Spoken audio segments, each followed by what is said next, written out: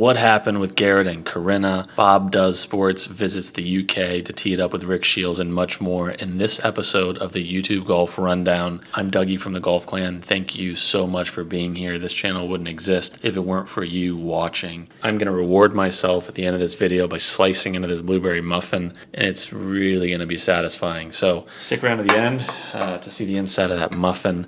I'm here in a new room. I don't know if you can kind of tell here, but I'm in a new room, a new setup, and a big life news for me. This space over here in a couple months will be our baby's room. So my wife and I are expecting due date in December. We're really excited, and this will be the baby's room. And right now it's just a recording studio. If you're new to the channel, if you just stopped by, I'm so grateful that you're here. Let's see if we can try to get this video to 500 likes. So go ahead, hit the thumbs up button on this video. Let's see if we can hit 500. And at the end of this video, I'm going to go through a couple of the comments that I've received and thank a few people for leaving great comments. Garrett and Corinna finally did it. What did they do? They made a video together. So Garrett recently posted on the GM Golf channel a video where Corinna Kopf, I never know how to say that last name, Kopf, anyway, whatever. Garrett and Corinna made a video where Corinna caddied for Garrett. So Garrett played a match against Steve. I believe gave Steve 2 strokes over 9 holes. Garrett had to just listen to what Corinna was telling him as his caddy without really giving any input. Garrett had to exercise a lot of self-control and do whatever Corinna said. Good practice for marriage. And Garrett played pretty well. Corinna did a good job caddying, and you can definitely kind of see more of that dynamic of those two. I'm trying out something new in this video where I am going to share what happened in these videos. Got a comment in the last YouTube Golf Rundown saying it would have been helpful to let us know what happened in these videos, because the goal of this channel and these YouTube Golf Rundowns is to save you time and keep you up to speed with what's going on in the YouTube golf space. So comment down below, do you want me to offer spoilers for these videos, or do you want me to just highlight the videos and let you go and watch them? I'm going to try a spoilers version. So in this match, Garrett versus Steve, it ended up coming down to the last hole, the last putt. There's a hole, I think it was the 8th hole maybe, where Corinna actually stepped in and putted for Garrett. Garrett let Corinna take a few strokes. She ended up doing okay, not great, and the match ended up in a tie. It will be settled, Garrett said in a video coming up on the channel soon, where Garrett will team up with Corinna to take on Steve and Grace Cheris. So we can expect to see that golf match coming up soon. We also saw on Instagram that Garrett reunited with his old pal Bryson DeChambeau, and they filmed a break 58 video playing a 2-man scramble. I expect that Bryson will post that on his YouTube channel. Instagram post was also with his live golf team, so I think that'll be coming up in the coming weeks on Bryson's YouTube channel. Rick Shiels hosts Bob Does Sports in the UK. Let's rewind a bit, just back to December of last year when Rick traveled to the US, had a lot of collabs and videos, but one of them was playing against Ricky Fowler at Medalist in Jupiter, Florida. While he was down there, he met up with the Bob Does Sports crew. He was a guest on their podcast, and they chatted about a lot of things, but alluded to how fun it would be to team up and collab together. So they talked about maybe potentially visiting Rick in the UK. Fast forward now, 9 months later, and it happened. Rick hosted the Bob Does Sports crew. They released a podcast on the Rick Shiels podcast, talking to the guys. Thought that was an entertaining podcast. I don't know if it was just me, but it seemed like Cold Cuts was like a muted version of Joey Cold Cuts. Like the Canadian accent wasn't really there. He just seemed a little bit of plain. I'll give him the benefit of the doubt. Traveling over to the UK, I've done it before to play tennis. You're jet lagged for days. Sometimes you're just in a different headspace. So maybe not the Joey Cold Cuts that we usually see show up, but potentially due to jet lag. It's entertaining to hear those guys talk a little bit. And then Rick surprised many people, including myself, by posting a video against the Bob Does Sports crew while they were there. So Rick's editing team, I mean, they must be working around the clock here. Maybe he's doing one of those things where he records in the UK time, sends it over to the US, so that when he's going to bed, an editor in the US is working on content all day. Logan Paul did that with an editor in the UK, so maybe he's doing the reverse of that. Whatever he's doing, it's working. I don't know how he churned out the video so fast while the guys are still there, but that's all to our benefit, getting to watch Bob Does Sports teed up with Rick. They took whiskey shots before teeing off on the first hole, set the vibes right. They were out at, what's the golf course? Oh boy. Their goal was to break 30 as a 4 4-man scramble. Rick started off throwing some darts, setting the pace early. They went through a cold stretch for a little bit. And again, this is a spoiler version. Comment down below if you would prefer that I don't go into what happened in these videos, but I'm trying something different here. So they went through a little bit of cold stretch. Looked like they were falling off the pace, cooled down, and that brought them to 5 under through 7. And then it all came down to a putt on the final hole, 15 or 20 footer to break the front nine record of 31 and shoot a 30 in the 4-man scramble. Spoiler coming in 3, 2, 1. Who better to knock down that putt than the godfather of YouTube golf himself, Mr. Rick Shiels. It was a great way to end the video. There was the birdie lava pouring out of the cup. Kind of reminds me of Nickelodeon and the slime. But yeah, comment down below. Do you like when Shiels puts those like juices pouring out of the cup whenever they make a putt? Or would you prefer to see the ball go all the way into the hole? Curious to hear your thoughts on that. Coming up, we can expect Rick to post a match against Fat Perez. That's going to be a really good one. Who do you think is the favorite in that one? Who would you put your money on if you were able to gamble on FP versus Rick Shiels? You might think, oh, that's easy. FP is just a stud. Rick's playing on home turf. FP is dealing with jet lag, lack of typical American foods, the wind, and all the link style elements. It's a different game over there. So who knows? That'll be a really fun match to watch. One thing that I want to say about Rick is that here's a guy who genuinely cares about other people in the space. And I think that the YouTube golf community, there couldn't be a better person to be at the top, because Rick, by subscriber count, is dominating the YouTube golf space.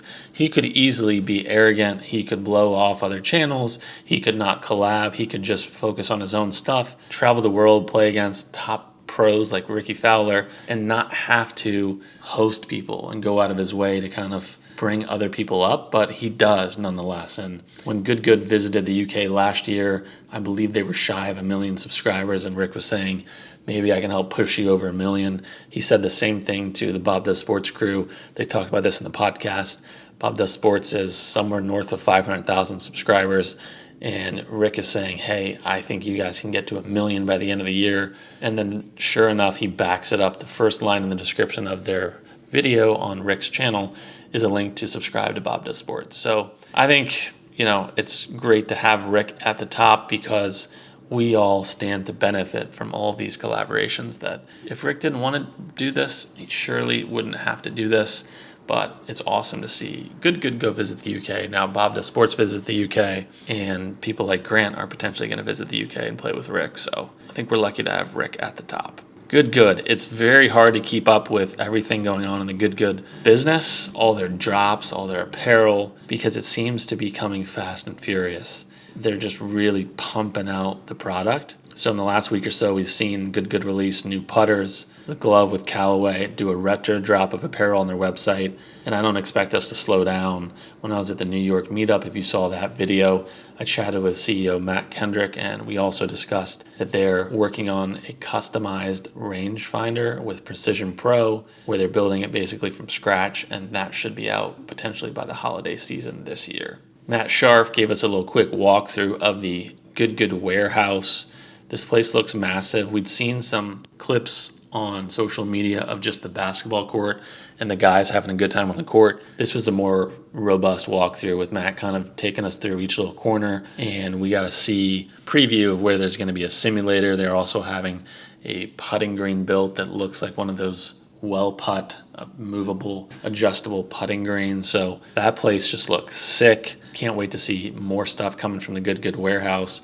Once that's fully built out and ready, I expect to see a lot of good videos there, especially with that simulator. I think Brad, I chatted about this in my last video, Brad officially joining Good and taking over a big role in the Good Labs, or the Good Extra channel running Good Labs. Expect to see some content there in the simulator, just being able to make a video, rain or shine, 8 a.m. or midnight, doesn't matter.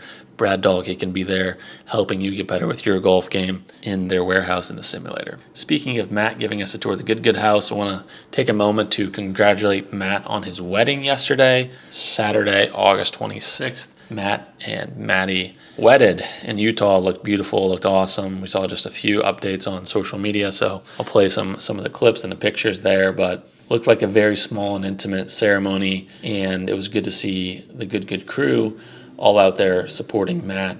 We even got to see Grant make an appearance there.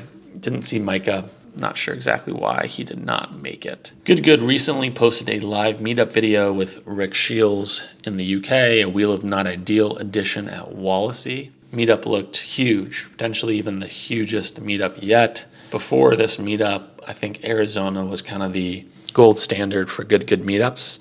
Arizona and then Chicago down here. I really think this UK meetup might have set the bar all the way at the top. Sure, Rick Shiels was there and was able to help get more people, but this looked decked. Tons of people there. I loved the interactions with the crowd and allowing, kids and other people watching to spin the Wheel of Not Ideal. Rick even gave away his 2-iron, I believe, to a fan. So there was just a lot to root for in that video. It was a 4v3 match with Bubby, Matt, Brad, and Rick taking on Garrett, Steve, and Luke. They played holes 1, 2, 3, and 18. And on the 18th hole, I really liked this. They kind of ditched the Wheel of Not Ideal because it was a drivable par 4. So they all took driver or 3-wood if you're really aggressive to try to hit that green. Each team had an eagle putt to win, have a walk-off win, which would have been absolutely crazy.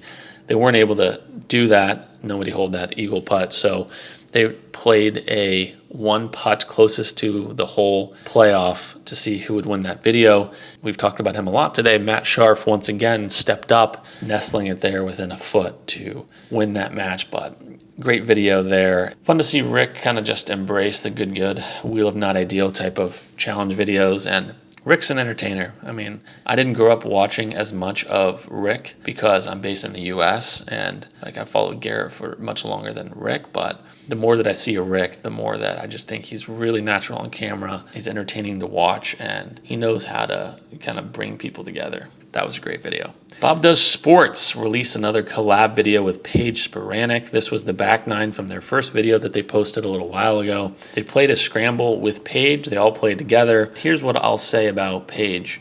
I recently teed it up with a golf Instagram influencer who's played a lot of rounds with Paige Spiranac, and I asked him, what's Paige really like? To my surprise, he was saying, she's the real deal. She really is, and he was saying that his favorite thing about her is not her looks, that's just, something that is nice to look at, but she's really competitive, and she's a very nice person, loves to kind of collab and play with other people in the golf space. So that's good to hear, and I think that kind of showed through in this video. Again, on the Bob Does Sports channel, Paige is just a natural fit, really slid in there and made a good impression. Brought some game, too, because without Paige is really falling on FP's shoulders a lot of time. To add a fourth member in there with some game, it really adds a different dynamic to it, and I enjoyed watching that. I really enjoyed watching her spar. She threw some jabs at Bobby Fairways, which was great. Kurt Cam was awesome throughout the video. A lot of good banter, a lot of strange conversations, strange topics that we don't need to go into. 25 minutes into this video, I was watching this and I had a realization, which was just, you don't watch Bob Does Sports for the golf. Sometimes I think that the golf is entertaining and that's why you watch those guys, but 25 minutes in, Joey Coldcuts was standing over a 65-yard pitch shot, takes 2 practice swings, mowing through some turf, flying divots. Shows Bob just kind of mortified over there. And then Cutsy stands up after taking some turf in the practice swings and blades one a mile left of the green. And that's kind of when I just realized, hey, these guys are just bigger than golf. These guys have this dynamic between them that makes it such that they could be doing anything. I mean, those three could be wandering around a big city looking for food and you would be glued in watching them. It's because of their dynamic and how they kind of play off of each other. Special stuff. I mean, they got a good sauce going ever since adding Cold Cuts full time and then now freeing FP from his corporate grind. Those three are just on a tear. Fun to watch them play with Paige. Paige made a big birdie putt on the 8th hole, squeezed it in the side door. That was really nice. And then on the 9th hole, she threw a dart from 215 yards, hitting it inside 4 feet. Just spectacular. And then tapped in herself for an eagle. Paige put the guys on her back. She carried them to a finish of 6 under. It shouldn't have been that hard. It really shouldn't have. Some of these par 4s were like 375 yards, and they're struggling to make birdie in a 4-person scramble. Nonetheless, when they needed to squeeze out an eagle, Paige stepped up. And then we already covered, Bob Does Sports Sports visiting the UK. They put out podcasts talking about their Scotland trip, and we can expect to see a lot of those videos with Rick Shiels coming soon. I hope to see a food challenge with Rick Shiels or a drinking challenge. That would be really entertaining. I don't think Rick's going to do a drinking challenge on camera. I'd love to see that. Probably a food challenge. Grant Horvat posted a video with George continuing their 2v2 series. I think it's called The Chomp, taking on Fat Perez and Josh Kelly in Virginia. If you haven't seen this video, go check it out. Spoiler alert coming in 3, 2, 1. George and Grant got beat by the underdogs here in this first part of the match, the front nine. It was only the front nine. The back nine will be coming soon on the Bryan Bros channel, but this was entertaining for me to see. Fat Perez and Josh Kelly ham and egging it about as good as you can in a two-person scramble. Josh Kelly started off, I don't know if it was nerves or what it was, but he was off and FP was kind of carrying. Then FP dropped off and then Josh stepped up and hit some great shots, and FP's putter got hot. Those two did some damage on the front nine. Meanwhile, George and Grant were hitting really good shots, but just not able to score, not able to get the ball in the hole. Grant's iron shots were just ripping back on those soft greens. Even though they were trying to throw darts, their spin control maybe wasn't ideal, and they weren't able to get some putts to fall in the hole. Excited to see the back nine of that video. If FP and Josh could upset George and Grant, that would be absolutely massive. We also saw that Grant visited New York to play in a random golf club meetup in the Bronx. This looked awesome, and I didn't know that it was going on. I potentially could have gone out and covered some of the event, but I had no idea what was going on. We also heard that Grant slept overnight in the parking lot with Eric Anders Lang. That sounded a little strange. I didn't mean to word it like that, but they did sleep in a parking lot to play Bethpage Black. I really want to play Bethpage Black ever since moving out here to northern New Jersey. I've been invited a few times, but just haven't made the jump to go sleep overnight or wake up at 3 a.m. and hope to get a tee time out there. Maybe one of these days I will be able to get out there. That being said, I would have expected that Random Golf Club and Eric Anders Lang combined with Grant Horvat would be able to garner like a special tee time out there. Kind of surprised they had to sleep overnight, but I guess it was worth it, and we can't wait to check out that match, the cinematography of Random Golf Club at Bethpage Black playing against Grant. So those two have played together in the past, and it looks like they are back at it again. Coming up with Grant, we can expect that he's going to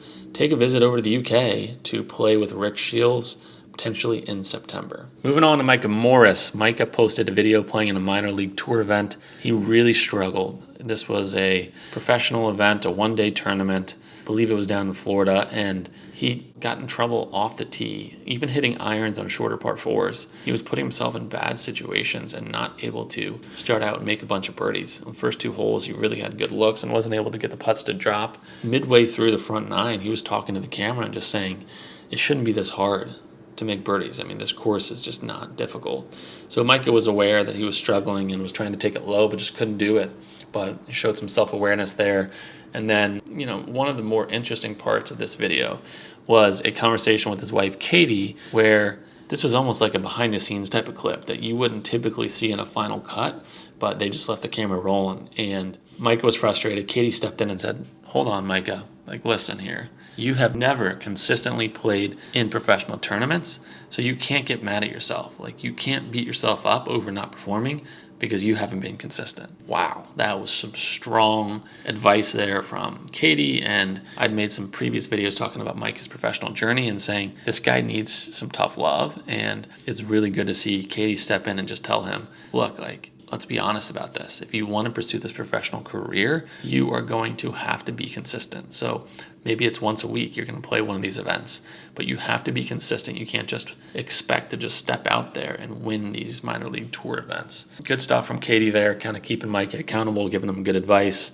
And Micah ended up firing a 3 over par 75. He was not happy. Walking out of the parking lot, he was not happy. But he also seemed determined to keep trying too. My question to you is, what do you think Micah should do? Should he continue playing professional events? Should he aspire to play professionally, or should he take his career in a different direction? Would love to hear your thoughts on that. Peter Finch biked across the UK to raise money for the British Heart Foundation, cycling 1,000 miles in over 20 days, playing 10 courses in between. Pete has raised over 16,000 pounds so far, which is amazing. One of these latest videos, he played with Andy Carter, in front of a healthy group of fans at the Bristol Golf Club. They played a two-man scramble trying to break 60. It looked like a grind out there. It looked like they were a little bit nervous kind of starting out, playing in front of those live fans. I can't imagine what that would be like. I get nervous on the front tee if there's two people sitting by the clubhouse, or if there's a group waiting to go off in the next tee time. I get nervous.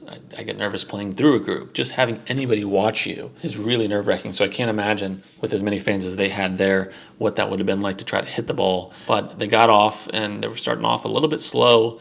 Eventually they picked it up, started to get on pace, and then they made a double bogey on the par 3 15th hole, which sort of derailed their chances of breaking 60, slowed down a bit, and finished with a 63. But golf is a physical and mental grind, and I can't imagine doing that in the middle of this exercise challenge. It's already difficult enough to stay focused for 5 hours and finish strong, but for Pete to do it in the middle of a bike ride like that, it's tough stuff. And 63 is still solid, even though they didn't hit their goal of breaking 60. As I was recording this first take of this video, Pete posted another video on his channel, and I watched that. He took on the 2019 British Amateur Champion Emily Toy at Aiken Golf Club. This video was literally released about an hour ago, a little over an hour ago, so I don't want to spoil the result in case you're planning to watch this. It's so fresh. But what I will say is that the course looked absolutely pure. I'm not too familiar with golf over in the UK, so Aiken Golf Club didn't really ring a bell for me. This course looks sick. Pete kept referring to it as Augusta of the South, and the greens did look super slick, Augusta-like slick. What I'll say about Pete is that he complains a lot less than I would. If I were in the middle of a 1,000-mile bike ride trying to play golf on camera in front of a crowd, you better believe that I would be whining. I'd be saying my legs are tired, somebody give me some energy. I'm weak, I'm shaky, I'm getting old, my hips, all that type of stuff. Impressive that Pete is able to balance all of this in the middle of this bike ride. It was also cool to see perhaps the biggest crowd yet following Pete Finch on this series that he's doing of Fairway Down. What do you think the future of YouTube golf holds? Because over the last year or so, we've seen more and more channels host live meetups and play in front of live audience members. Do you think it's possible that there could be a YouTube golf tour where fans go out, buy a ticket, and similar to a PGA Tour event, everything's roped off and you just go out and follow and watch? Is that something that's a possibility? What do you think? One takeaway from the Good Championship in Scottsdale was that people had commented saying, you can't expect us to watch and care about these guys. We don't know anything about them. So watching 6 hours is just a lot. But if these were popular YouTube golfers, we'd be all about this. Who knows? Maybe at some point in the future, there could be a Good Championship type of event, and it's going to be YouTube golf focused, ticketed event, etc. I know Rick Shiels had talked about hosting this, big type of event and trying to coordinate that with other big people in the space like Good. Is that happening? I don't know. I'll keep you posted if I hear anything about it.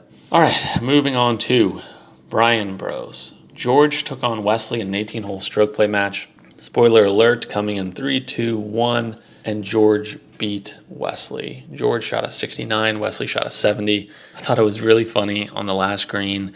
George is up there, he just needs 2-putt to get out of there with the win.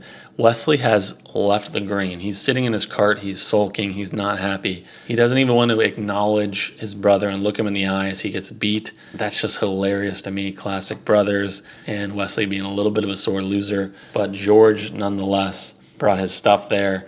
And I don't think either of them necessarily played their best golf, but George did enough to get the job done. Wesley mentioned to the camera a few holes in that he's working on some things with his swing. He saw his swing in the Wyndham Championship, and it was a little bit over the top, so he's trying to change things a little bit. He kept pulling it left, so was Wesley just using this as practice and changing his swing in the middle of the round? I don't know. Or maybe he was just getting beat by George and needed some excuse to point to. I don't know, but either way, the Year of the Beast continues. George game is trending and shaping up nicely for Q School later this year. The Bryan Bros Invitational was held yesterday, Saturday, August 26th at Aiken Golf Club in South Carolina. We saw a little bit of clips on Instagram. It looked like a great turnout, looked like an awesome event, great swag. I've never visited Aiken Golf Club in South Carolina. I would love to go down there and visit the Bryan Bros and make some content. The course looks stunning. It just looks beautiful. Love the different contours, the shaping, the pine straw, everything about it, the towering trees. I miss the South. I'm here in New Jersey now. I lived in Atlanta, Georgia for almost 4 years, and the golf down south just hits different. It really does. So I'd love to go back down to the South potentially and visit Aiken Golf Club, or who knows, Salina Golf Club, the Bryan Bros new golf club, and cover that and bring you some awesome content. That's going to wrap up this edition of the YouTube Golf Rundown. In just a moment, we are going to finally cut and butter this. Why am I eating a blueberry muffin, or why is this even part of the video? I just needed to get this video out, and this was my motivation. Once I record this, bam, I get a slice into this muffin, and I'm going to show it to you because this looks like a healthy, juicy muffin. I want to take a second here to appreciate some of the recent comments that I've received on the YouTube channel. Some of these good videos have done really well and brought new people into the channel. I'm super grateful for that, and I just wanted to take a second and just say thank you. So chose a couple random comments. We have Lachlan Gutter, who said, I never comment on vids, but this earned one. Like you said, impossible to watch it all, so this is a good channel to keep on top of it all and make sure you don't miss anything. Your time and research is much appreciated. Lachlan, you're much appreciated. Thank you for the comment. Gabriel Hull commented, first time watching you and actually really liked the updates. Thank you, Gabriel. Kent Stridesberg said, congrats with a Z. Congrats to a really good channel. You will hit 50K subs fast. Keep smashing it. Love from Europe. Kent, thank you so much. 50K subs would be absolutely unreal. I'm just hoping we can get 500 likes in this video. That would really fire me up. The goal is to continue making the best content possible for you. So if you have any thoughts on where this channel should head, what type of videos would be most interesting, please drop it in a comment down below. You are the driver of this channel. I'm making content for you. Whatever's most interesting to you is the content that I want to make. I'm Dougie from the Golf Clan. If you are not yet subscribed, go ahead and turn the red subscribe button gray. I'm going to keep pumping out videos every week covering the YouTube golf space. Let me know, did you enjoy the spoilers edition, or would you rather I leave you to see the result of these videos on your own? Let me know. It's been a few days since many of these videos were posted, so I figured I could cover some of it and it wouldn't necessarily spoil since most people have already watched it, but always interested to hear your thoughts. Let's cut into this blueberry muffin. All right, if you've made it to this part of the video, you are a real one. So drop a comment down below saying Muffin Man, because look at this right here. I mean, tell me this is not worth the wait. Beautiful, fluffy muffin right there. This is worth the wait. I'm going to start editing up this video, chow down this muffin with some iced coffee.